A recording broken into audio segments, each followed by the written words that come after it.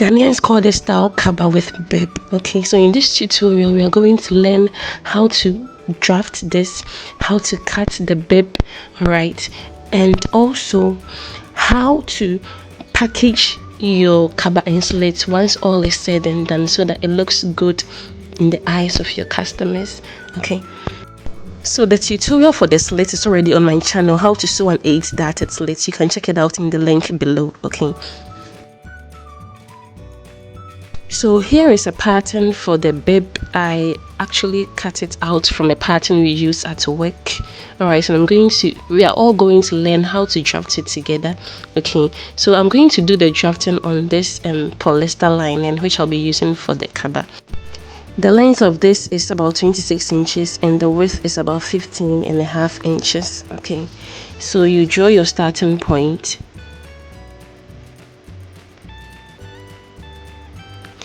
Your shoulder to your nipple point, or shoulder to your bust point. Mine is, or hers was 10.5 inches. Your shoulder to waist, and then the length that you want your Kaba. I reduced almost 1.25 inch from the length because I'll be adding that later, because I want to give the bottom, the hem, a curve. Alright, so I used, I think, about 22 inches, and then I'll be adding what remains later. Okay. So at this juncture, I was labeling the bust point, the waist, and then the length. Alright, the length for now. Or the hip line or the length. Now you go in with her shoulder measurements divided into 2. Her shoulder was, I think I used 14 inches.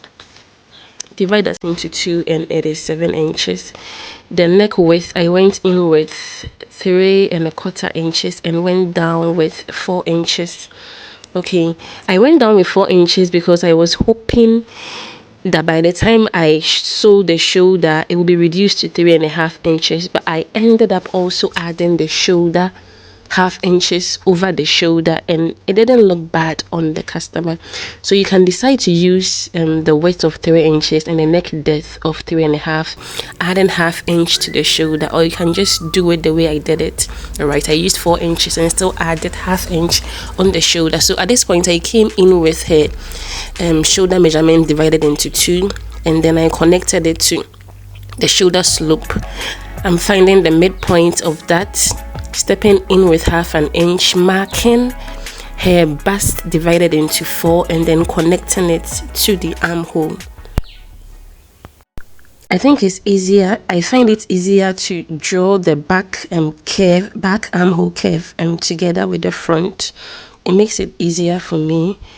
So that's what you see me doing.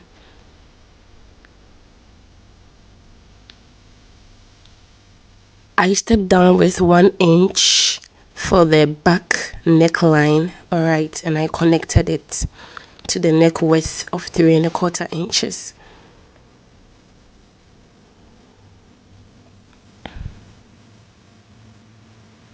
I'm stepping in with 3.5, adding 1.5 inches.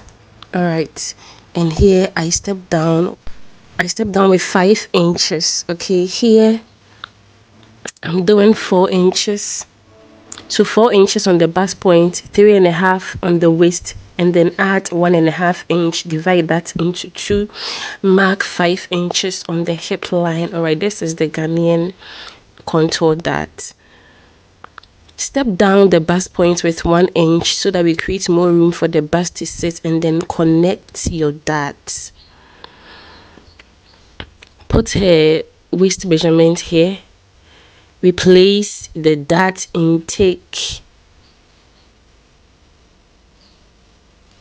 I think the dart I did 1.25 inches. Yes, because her bust wasn't that large. I did 1.25 inches. Yeah. So this is what we have once we connect our points. All right, I'm yet to add allowances to it. Okay. Seam allowances. So you step in. I prefer to use 2.5 inches when I'm sewing for a customer. All right, because sometimes Sometimes things will go sideways, right? And you would wish you had made provision for allowances. So I stepped down the hip line with about 1.25 inches, and I'm doing the curve of the hem. Okay, so now the length of our slit will increase to almost 23 inches, just as I had said before. And as you can see from this side, I'm adding about 0.5 inches to the shoulder for joining of the shoulder. Okay. So this is what we have. Once that is done, you cut out your pattern.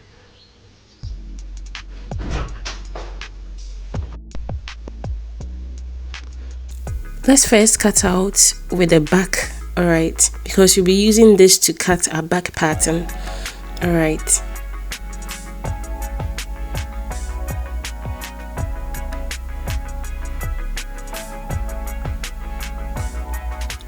So with this, I'm going to use it to start cutting the back pattern.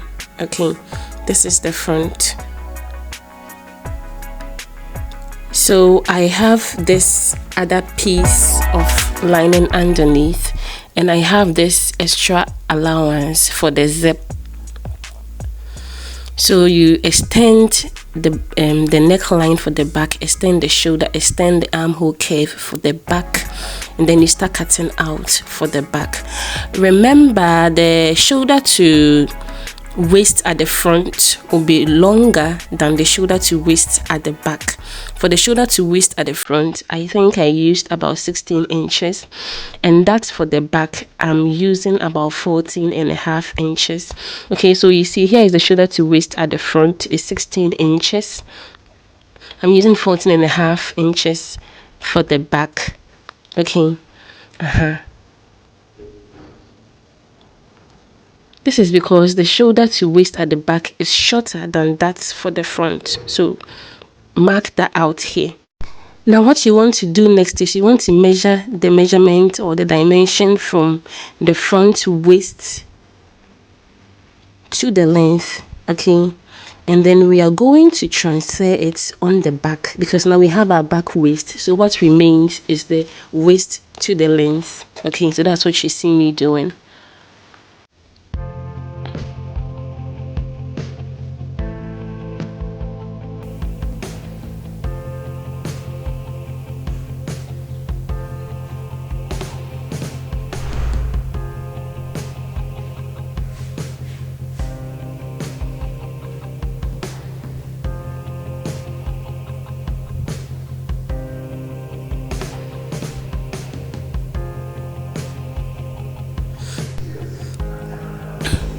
So once the back shoulder to waist is found or is marked out, ensure that the front shoulder to waist is placed on the back. That way you see that it falls exactly on the length, on the full length. All right. When you have it that way, then you can cut out the remaining of your back. Okay.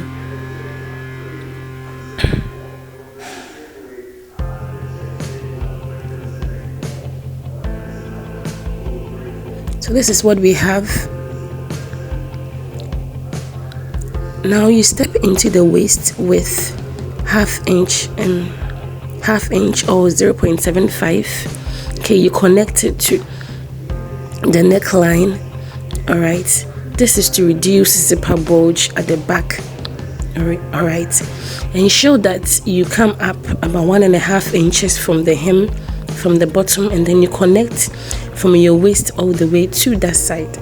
Okay, I want to use a zip line of 1.5 inches, half inch for the sewing, flipping it inside out. Once all is said and done, the zip line will be about 1 inch.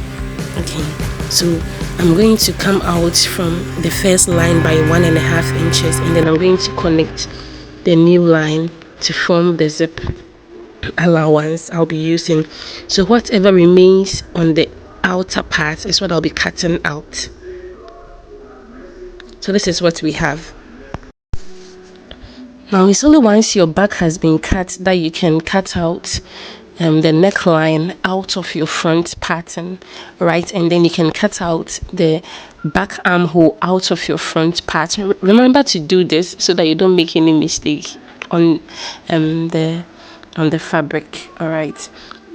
So this is it, guys. You will notice that the back will be shorter than the front. Don't be startled. It's normal. All right. The excess that remains, or the excess that will develop afterwards, all right, this 1.5 inch excess, we will be taking it in at the front as that, right? Some call it underarm dart, some call it breast dart, whatever works for you. So right now we are moving on to drafting our bibs.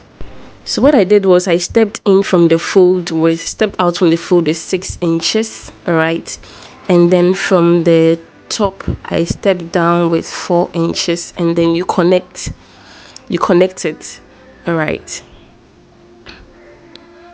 As I said before, I'm using patterns I already cut out from work to do this. This isn't a pattern I have cut before. I see my madam using it, and I used one of her patterns to cut out these patterns, which today we are drafting together. Okay. So we are stepping down from that 4 inches with 6 inches. Okay, 6 inches, and then you're stepping 2 inches from the first curve. Okay, and then from that 2 inches we're going to go in to get our outer curve. We're going to go in with 8 inches. So this dot is 8 inches from the fold. All right, and we want to get our outer curve. Okay, I'm just trying to position it to see how to position my French curve. Okay, so this is great. So once you have your 8 inches, you're going to connect from the neck width to the 8 inches with the curve like this. Like this. Okay, so for the rest you're going to have to do freehand. Use your hand. My French curve doesn't have that capability. Okay, so I went in with my hand, tried to get a curve, a nice curve. All right, so do the same thing. Do the same thing as you see me doing. All right, try to get it as curved as possible. So this is me marking the demarcations. From the fold I went in with 6 inches, and then I dropped down with 4 inches. Then from here I dropped it to 6 inches, and then from the first curve I dropped it to 2 inches. From that 2 inches line we went in with 8 inches from the fold, all right, to get our outer curve. All right, so that's what you see me marking out. These are the dimensions. So you can zoom in to get the dimensions, okay, if you want to follow along properly or much later. So once that is done, you cut it out. You cut out your first pattern. Now with this pattern, you're going to cut out the remaining bib patterns. Okay.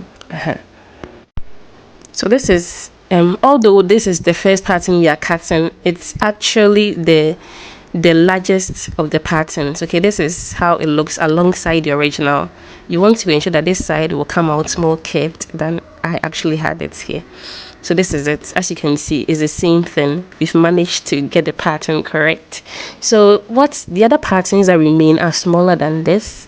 Okay, we are going to use the third piece, which is the one we cut first. Is the last piece, the biggest. We're going to use it to cut what follows after that. All right, so what I'm going to do is we are folding it in 1.5 inches on the bottom, and then about 1.25 inches at the top. You see, when you fold it that way, you will get that pattern. That you step down with 1 inch from the fold, and then you connect it to the end of the curve. All right, and then you trim it off.